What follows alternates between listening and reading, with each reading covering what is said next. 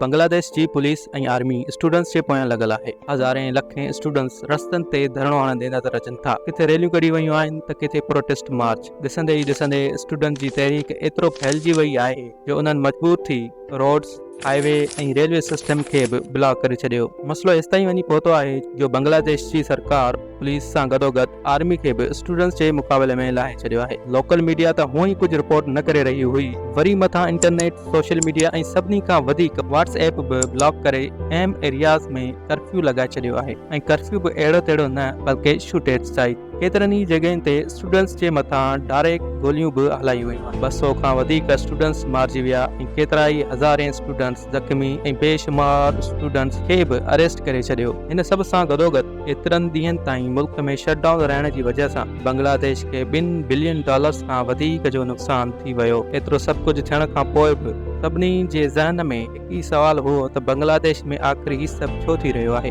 नाज़रीन, ही सभ जी शुरूआत 5 जून 2024 हाई कोर्ट जे हिकु फ़ैसिले खां पोइ थी, जॾहिं उन्हनि बांग्लादेश जी सिविल सर्विसिज में कोटा सिस्टम खे वापसि बहाल कयो। शुरूआत में ही अमन वारो धरणो हो, पर उन खां पोइ ईद जूं मोकलूं अचण वारियूं हुयूं। उन जी वजह सां मुल्क में प्रोटेस्ट पोस्टपोन कयो वियो। ईद खां पोइ स्टूडेंट्स ॿीहर प्रोटेस्ट शुरू करे छॾियो ऐं हिन दफ़े हू कुझु वधीक सीरियस हुआ। उन्हनि रोड ब्लॉक कया ऐं कोटा सिस्टम खे ख़तम करण जी डिमांड ज़ाहिर कई। हूअं त प्रोटेस्ट जो मक़सदु कोटा सिस्टम जो ख़ात्मो हो, पर ॾिसंदे ई ॾिसंदे हिन में अञा बि वधीक वजहूं शामिल थी वयूं। बांग्लादेश में अवामी लीग पार्टी जी गवर्नमेंट आहे। हिन पार्टी जे हिकु स्टूडेंट्स विंग आहे जंहिंखे छात्रा लीग चयो वेंदो आहे। छात्रा लीग जे मेंबरनि प्रोटेस्ट करण वारनि स्टूडेंट ते केतिरनि ई जॻहनि ते हमलो कयो ऐं उहो बि पुलिस जी मदद सां। हिन मामले ते स्टूडेंट्स जेकी पहिरियां कोटा सिस्टम जे ख़िलाफ़ प्रोटेस्ट करे रहिया हुआ, उन्हनि में कावड़ जी हिकु लहर फुरकी पई। गॾोगॾु केतिरनि ई जॻहियुनि ते आर्मी UN जी गाॾियुनि खे बि प्रोटेस्ट वारनि जे ख़िलाफ़ इस्तेमालु कयो, जंहिं मां इहो सम्झो वियो त शायदि यूनाइटेड नेशंस बि हिन सभ में शामिल आहिनि। जॾहिं इहा ख़बर इंटरनेशनल मीडिया ते हली त पूरी दुनिया में यूनाइटेड नेशंस जो हिकु ख़राब असर पियो ऐं UN बांग्लादेश खे ईअं करण जी वजह पुछी। मालूम थियो त कुझु गाॾियूं UN जे मिशन जे लाइ रेंट ते ॾिनियूं वयूं हुयूं, पर उन्हनि जे मथां लोगो हटाइण विसरी वियो हो। अञा प्रोटेस्टरनि जी कावड़ घटि ई न थी हुई त 14 जुलाई 2024 ते बांग्लादेश जी प्राइम मिनिस्टर शेख हसीना कुझु रिमार्क्स ॾिना जंहिं मामले खे वधीक ख़राब करे छॾियो। उन्हनि जो चवणु हो त फ्रीडम फाइटर्स खे अगरि नौकरियुनि में कोटा जे लाइ न खयो वेंदो त छा रज़ाकारनि खे खयो वेंदो। प्राइम मिनिस्टर जी हिन बयान ॼण बाहि लॻाए छॾी, पर हिन बयान जी असुल वजह तव्हांखे तॾहिं सम्झ में ईंदी जॾहिं तव्हांखे फ्रीडम फाइटर्स ऐं रज़ाकार जे बारे में इल्मु हूंदो। जीअं त तव्हांखे ख़बर आहे त 1971 ईस्वी खां पहिरियां बांग्लादेश पाकिस्तान जो हिसो हूंदो हो। उन वक़्तु हिन खे ईस्ट पाकिस्तान ऐं जॾहिं त अॼु जे पाकिस्तान खे वेस्ट पाकिस्तान चयो वेंदो हो। ईस्ट ऐं वेस्ट पाकिस्तान ॿिन्ही खे इंडिया डिवाइड कयो हो। हिन ॿिन्ही में फ़ासिलो बि काफ़ी ज़्यादा हो ऐं ॿिन्ही जे विच में मज़हब खां अलावा काफ़ी घणा फ़र्क़ हुआ,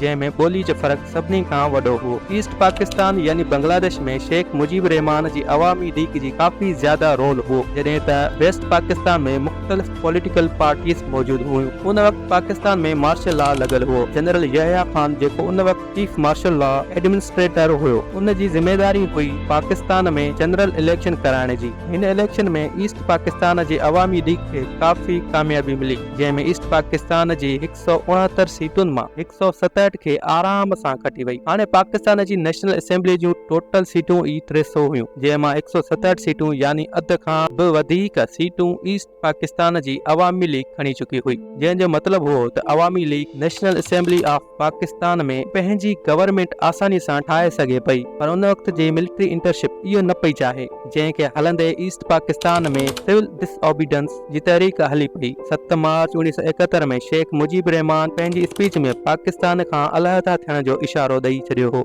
ऐं पोइ 23 मार्च 1971 ईस्वी ते पहिरियों बांग्लादेशी झंडो ईस्ट पाकिस्तान जे काफ़ी घरनि जे मथां लहरायो वियो। उन जो नतीजो इहो निकितो त ईस्ट पाकिस्तान में हिकु मिलिट्री ऑपरेशन लॉन्च कयो वियो, जंहिंजो मक़सदु ईस्ट पाकिस्तान खे वेस्ट पाकिस्तान खां अलॻि थियण खां रोकियो वञे। बांग्लादेश जी आज़ादी जी हीअ जंग अॻे 9 महीननि ताईं हलंदी रही, जंहिंमें ईस्ट पाकिस्तान में मिलिट्री जी कुझु यूनिटुनि पाकिस्तान खां अलॻि थी आज़ादी हासिल करण लाइ पंहिंजी अलॻि फोर्स ठाही, जंहिंखे बांग्लादेश फोर्सिस मुक्ति बाहिनी पाकिस्तानी या वरी फ्रीडम फाइटर्स भी चयो वेंदो आहे। ॿिए तरफ़ बांग्लादेश में ई मौजूद उहो ग्रुप जेको वेस्ट पाकिस्तान खे सपोर्ट कंदो हो उनखे रज़ाकार चयो वेंदो हो। हिन जंग जे आख़िरी 2 हफ़्तनि में बांग्लादेश खे इंडिया जी सपोर्ट हासिल थी वई ऐं पोइ ईअं ईस्ट पाकिस्तान वेस्ट पाकिस्तान खां अलॻि थी बांग्लादेश थी वियो। हाणे जेके फ्रीडम फाइटर्स जी मदद सां ई बांग्लादेश आज़ाद थियो हो तॾहिं ई शेख मुजीब रहमान जेको बांग्लादेश जो प्रेसिडेंट थी वियो हो उन ई बांग्लादेश जी सिविल सर्विसेज में फ्रीडम फाइटर्स जे लाइ अलॻि सां 30% कोटा रखे छॾी। 1997 ईस्वी में यानी लिबरेशन वॉर जी 26 सालनि खां पोइ बांग्लादेश जी सिविल सर्विसेज में फ्रीडम फाइटर्स जी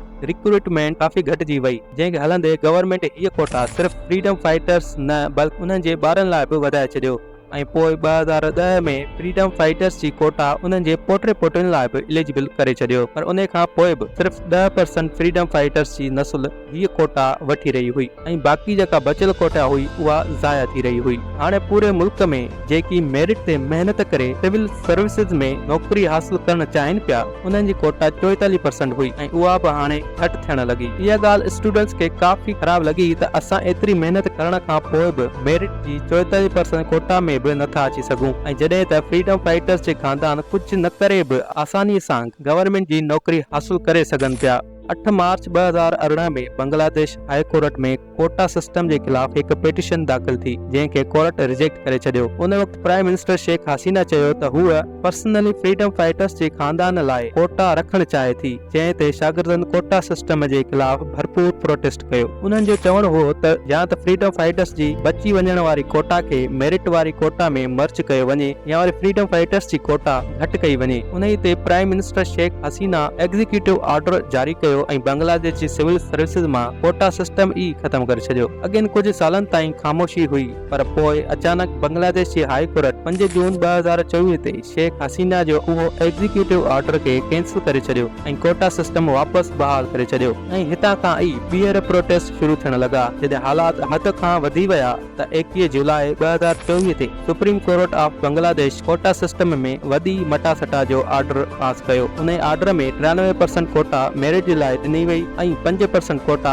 फ्रीडम फाइटर्स जे लाइ रखियो वियो। 1% माइनॉरिटीज़ ऐं 1% माज़ूर माण्हू जे लाइ फिक्स करे छॾियो। हिन ऑर्डर खां पोइ स्टूडेंट सिर्फ़ हिन शर्त ते प्रोटेस्ट ख़तम करण जो फ़ैसिलो कयो त उन्हनि जे अरेस्ट कयल साथियुनि खे छॾियो वञे ऐं जंहिं इलाइक़नि में स्टूडेंट्स खे मारियो वियो उतां जी गवर्नमेंट ऑफिशियल्स रिज़ाइन कनि। फ़िलहाल जंहिं वक़्त ताईं हीअ वीडियो ठही रही आहे उन वक़्त ताईं स्टूडेंट्स जी डिमांड पूरी नाहे थी। तव्हां जा हिन बाबति छा ख़्याल आहिनि असांखे कमेंट सेक्शन में ज़रूरु ॿुधाईंदा। अल्लाह हाफ़िज़।